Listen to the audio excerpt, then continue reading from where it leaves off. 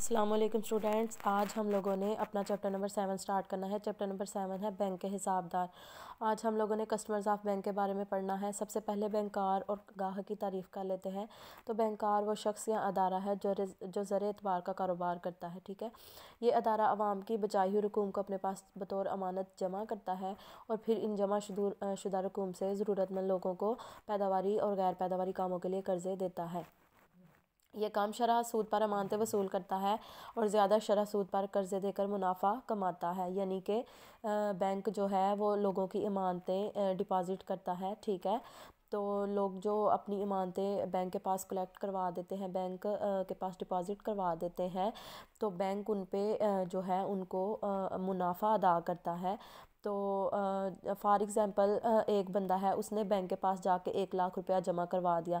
Bank उसको कहता है कि मैं तुम्हें 2% मुनाफा दूंगा 1 लाख रुपए पे। ठीक है, तो वही अमानत जो है वो बैंक अपने पास कुछ उसका हिस्सा ज़र नकद के तौर पे रख के बाकी जो पैसे हैं वो किसी दूसरे ज़रूरतमंद बंदे को कर्ज़ जारी कर देता है। तो बैंक जो कर्ज़ जारी करेगा वो ज़्यादा शरह से करेगा। ठीक है, फॉर एग्ज़ाम्पल बैंक जो कर्ज़ जारी करेगा वो 3% या 4% के हिसाब से करेगा और उन दोनों का डिफरेंस जो है वो बैंक का मुनाफा कहलाएगा।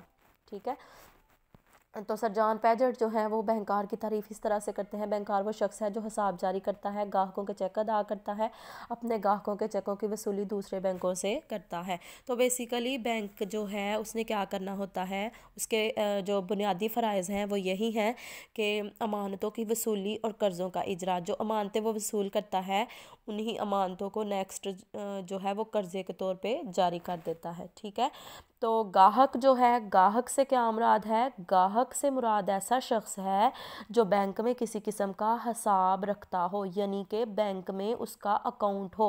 वो अकाउंट किसी भी सूरत का हो सकता है, सेविंग अकाउंट भी हो सकता है, करंट अकाउंट भी हो सकता है, बचत का खाता भी हो सकता है और मियादी खाता भी हो सकता है। ठीक है, और जारी खाता भी हो सकता है। तो ज़ाहिरी सी बात है, सर जॉन पैजेट ने तारीफ़ उसकी इस तरीके से की है गाहक की। कहते हैं बैंक का गाहक बनने या कहलाने के लिए बैंक के साथ बाकायदगी से बैंकारी का कारोबार या लेन देन ज़रूरी होता है। बैंकारी का कारोबार क्या कहलाता है? यानी कि हम जो है बैंक में पैसे डिपॉज़िट करवाते हैं, बैंक से पैसे विड्रॉ करवाते हैं। ठीक है, यहाँ जो है बैंक से कर्ज़ लेते हैं। तो बैंकिंग सेक्टर के हवाले से बैंक के साथ जो भी हमारा लेन देन होगा, जो भी हमारी ट्रांजैक्शंस बैंक के साथ होंगी, तो जब हम बैंक के साथ ट्रांजैक्शंस करते हैं तो हम बैंक के गाहक कहलाते हैं, यानी कि बैंक के कस्टमर्स कहलाते हैं। Doctor H.L. हार्ट कहते हैं कि गाहक से मुराद ऐसा शख्स है जो बैंक में किसी किस्म का हिसाब रखता हो, यानी कि बैंक में उसका अकाउंट हो। जब हम बैंक में जाके अपना अकाउंट ओपन करवाते हैं तो हम बैंक के बाकायदा गाहक बन जाते हैं और बैंक के साथ बाकायदा लेन देन कर सकते हैं। ठीक है, तो उसके बाद बच्चे आगे नेक्स्ट देखें तो हमारे पास बैंकार और गाहक के ताल्लुकात आ जाते हैं। तो जब एक बंदा जो है वो बैंक के पास जाके अपना अकाउंट ओपन करवाता है, ठीक है, बैंकार वो शख्स भी हो सकता है। कलेक्टिवली हम किसी शख्स को बैंकार कह सकते हैं या जो है वो हम बैंक को भी बैंकार कह सकते हैं। तो ज़ाहिरी सी बात है, ऐसा बंदा जो बैंक में जॉब कर रहा होता है वो बैंकार कहलाता है। तो जब हम जाके अकाउंट अपना ओपन करवाते हैं किसी भी बैंक में, किसी भी पर्टिकुलर ब्रांच में जाके अपना अकाउंट ओपन करवाते हैं तो हम लोग बैंक के गाहक बन जाते हैं। ठीक है, और जब हम बैंक के गाहक बन जाते हैं तो उसके हिसाब से हमारे बैंक के साथ डिफरेंट किस्म के रिलेशनशिप्स कायम हो जाते हैं, डिफरेंट किस्म के गाहक के बैंकार के साथ ताल्लुक़ कायम हो जाते हैं। और वो जो रिलेशनशिप्स हैं वो बेस करते हैं कि हमारा जो ट्रांजैक्शन है बैंक के साथ वो किस नौयत की हो रही है। ठीक है, जिस नौयत की हमारी बैंक के साथ ट्रांजैक्शन हो रही होगी, जिस नौयत का बैंक के साथ हमारा लेन देन हो रहा होगा, हम उसी रिलेशनशिप में आ जाएंगे। ठीक है, बैंक और गाहक के दरमियान वही ताल्लुक़ कायम हो जाता है जिस नौयत का उनका लेन देन हो रहा हो। तो बेसिकली हमारे पास जो है बैंक और गाहक के ताल्लुकात को अगर देखें तो बुनियादी ताल्लुक़ उनमें कर्ज़ ख्वाह और मकरूज़ का होता है। ठीक है, उसके अलावा बच्चे कुछ दीगर ताल्लुकात भी आ जाते हैं। उनमें हमारे पास आ जाते हैं तहवीलकार और तहवीलदार, राहन और मुर्तहन, एजेंट और मालिक, आमिल और ज़ारिब, ख़रीदार और फ़रोख्तकार का, पटादार और पटाकार का, मतवली और मसफीद, ग्रोहकार और ग्रोहदार, हायरर और मालिक, नसीहतकार और नसीहतदार और दोस्ताना ताल्लुकात। तो बेसिकली पहले हम लोग बुनियादी ताल्लुकात को डिस्कस कर लेते हैं। बुनियादी ताल्लुकात में उनका जो बुनियादी ताल्लुकात है वो कर्ज़ ख्वाह और मकरूज़ का है। बच्चे कर्ज़ ख्वाह वो शख्स होता है जो कर्ज़ दे रहा हो, यानी कि किसी दूसरे बंदे को कर्ज़ जारी कर रहा हो, ठीक है। और मकरूज़ वो शख्स होता है जो कर्ज़ ले रहा हो, ठीक है। कर्ज़ ख्वाह को हम क्रेडिटर कहते हैं, ठीक है। और मकरूज़ जो है वो हमारा डेटर होता है। तो क्रेडिटर जो है वो कर्ज़ ख्वाह होता है और मकरूज़ जो है वो हमारा डेटर होता है, ठीक है। और बच्चे जब कर्ज़ ख्वाह और मकरूज़ का ताल्लुक़ उनके दरमियान होता है तो उनके दरमियान आगे दो ताल्लुक़ आ जाते हैं। बाज़ औक़ात ऐसा होता है कि गाहक बतौर क्रेडिटर के एक्ट कर रहा होता है और बैंक बतौर डेटर के एक्ट कर रहा होता है, ठीक है। और दूसरी जानिब अगर हम लोग देखें तो बाज़ औक़ात ऐसा होता है कि गाहक बतौर मकरूज़ और बैंक बतौर कर्ज़ ख्वाह के एक्ट करता है। तो बच्चे सबसे पहले एक आम मिसाल देते हैं कि एक बंदा है वो बैंक के पास जाता है, जाके अपना खाता खोल के रकम जमा करवाता है। फॉर एग्ज़ाम्पल 50,000 रुपया वो अपने अकाउंट में जमा करवा देता है। तो गाहक जो है वो कर्ज़ ख्वाह होता है और बैंक मकरूज़ होता है। गाहक जो है उसने वो 50,000 रुपया बैंक से वसूल करना होता है और बैंक इस चीज़ का ज़िम्मेदार होता है कि उसने वो 50,000 रुपया उस शख्स को वापस पे करना है। तो गाहक जो है वो जब चाहे अपनी रकम वसूल कर सकता है और कर्ज़ ख्वाह को ये हक हासिल होता है कि वो जब चाहे बैंक के क़वाइद व ज़वाबित के मुताबिक रकम निकलवा सकता है और बैंक इस चीज़ का पाबंद होता है कि उसने वो जमाशुदा रकम उस बंदे को वापस करनी होती है, यानी कि गाहक को रीपे करनी होती है। दूसरा हमारे पास रिलेशनशिप आ जाता है। वो 50,000 रुपया जो है वो बैंक में एक बंदा जमा करवा जाता है तो बैंक क्या करता है, अमानत की वसूली कर ली बैंक ने। अब उन्हीं अमानतों से बैंक जो है वो नेक्स्ट कर्ज़े जारी कर सकता है। तो बैंक किसी दूसरे ज़रूरतमंद शख्स को वो पैसे कर्ज़ की सूरत में जारी कर सकता है। तो उस सूरत में गाहक बतौर मकरूज़ हो जाता है और बैंक बतौर कर्ज़ ख्वाह।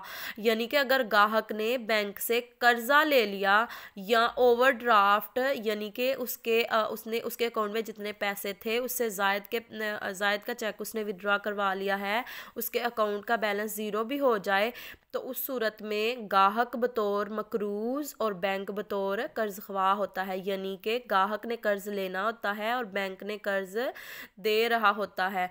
तो गाहक इस चीज़ का पाबंद होता है कि वो बैंक को पैसे रीपे करे और बैंक इस चीज़ का हक रखता है कि वो जब चाहे गाहक से मुकर्रर मुद्दत के अंदर रकम वसूल कर सकता है। उसके बाद हमारे पास बच्चे कुछ दीगर ताल्लुकात आ जाते हैं। दीगर ताल्लुकात को डिस्कस करें तो सबसे पहले हमारे पास आ जाता है तहवीलकार और तहवीलदार। तहवीलकार जो है वो ऐसा शख्स होता है जिसने अपनी कोई कीमती अशिया, कोई अपनी कीमती अशिया मसलन सोना चांदी वगैरह, कैश भी हो सकता है, वो बैंक के पास जमा करवाना होता है और वो तहवीलदार बैंक होता है, यानी कि उसकी तहवील में चीज़ें चली जाती हैं, उसके अंडर चीज़ें चली जाती हैं, उसकी ज़ेर निगरानी चीज़ें चली जाती हैं और वो इस चीज़ का पाबंद होता है और उसका फ़र्ज़ ये हो जाता है कि वो उन चीज़ों की हिफाजत करे। तो इस सूरत में बैंकार क्या करता है, वो हमें लॉकर्स की सहूलतें देता है, ठीक है। हम लोग अपनी कीमती अशिया, जेवरात वगैरह बैंक के पास जमा करवा देते हैं और उस चीज़ की सेफ्टी की तमाम तर ज़िम्मेदारी किस पे आयद हो जाती है, बैंक पे आयद हो जाती है। और जब वो चीज़ हम बैंक से वापस ले लेते हैं तो तब ये हमारा बेलमेंट का जो एग्रीमेंट है वो ओवर हो जाता है। तो बेसिकली तहवीलकार जो होता है वो बेलर होता है, उसको बेलर भी कहते कहते हैं ऐसा शख्स जो अपनी चीज़ें किसी दूसरे बंदे की यानी कि बैंक की तहवील में दे दे, बैंक की निगरानी में दे दे। ठीक है, तो बेली जो है वो तहवीलदार होता है, यानी ज़मानत ले लेता है बैंक हमारी चीज़ों की हिफाजत की। ठीक है, तो बैंक तहवीलदार यानी कि बेली कहलाता है। उसके बाद दूसरे नंबर पे हमारे पास आ जाता है राहन और मुर्तहन। तो बाज़ औक़ात हम लोग क्या करते हैं, कर्ज़ लेने के लिए अपनी कोई गैर मनकूला जायदाद यानी कि नॉन ट्रांसफरेबल जो एसेट्स हमारे होते हैं, मसलन कोई दुकान, जायदाद या ज़मीन वगैरह, ठीक है, मकान वगैरह हम बैंक के पास बतौर गिरवी रखवा देते हैं यानी कि रहन रखवा देते हैं, जिसके नतीजे में गाहक और बैंक के दरमियान राहन और मुर्तहन का ताल्लुक़ कायम हो जाता है। इसको हम मॉर्टगेज का एग्रीमेंट भी कहते हैं। और जो है इसमें क्या होता है कि हम लोग अपनी चीज़ें गिरवी रखवा देते हैं, बैंक के पास प्लेज करवा देते हैं और उसके अगेंस्ट जो है बैंक हमें कर्ज जारी करता है। और ये ताल्लुक़ उस वक़्त कायम हो जाता है जब गाहक कर्ज वापस करके अपनी रहन छुड़वा लेता है। ठीक है, उसके बाद हमारे पास आ जाता है एजेंट और मालिक। एजेंट एक ऐसा बंदा होता है जो अपने प्रिंसिपल की हदायत के मुताबिक काम करता है। मालिक इसको कहते हैं प्रिंसिपल को। ठीक है, तो मालिक के हदायत के मुताबिक जो उसके बिहाफ पे बंदा एक्ट कर रहा होता है, काम कर रहा होता है, उसको क्या हम कहते हैं, एजेंट। तो बैंकार जब अपने गाहक की हदायत के मुताबिक कोई भी काम सर अंजाम देता है तो इस बिना पर बैंक और गाहक के दरमियान एजेंट और प्रिंसिपल का ताल्लुक कायम हो जाता है। बैंकार एजेंट कहलाता है और गाहक इसका प्रिंसिपल होता है। गाहक डिफरेंट किस्म की उसको इंस्ट्रक्शंस दे सकता है, डिफरेंट किस्म की हदायत जारी कर सकता है और बैंक इस चीज़ का पाबंद होता है कि वो अपने मालिक के हदायत के मुताबिक अमल करे। क्या करता है बैंक एज आ एजेंट के तौर पे, हमारे रकम की हिफाजत करता है, इसकी एक जगह से दूसरी जगह मुंतकिली कर सकता है।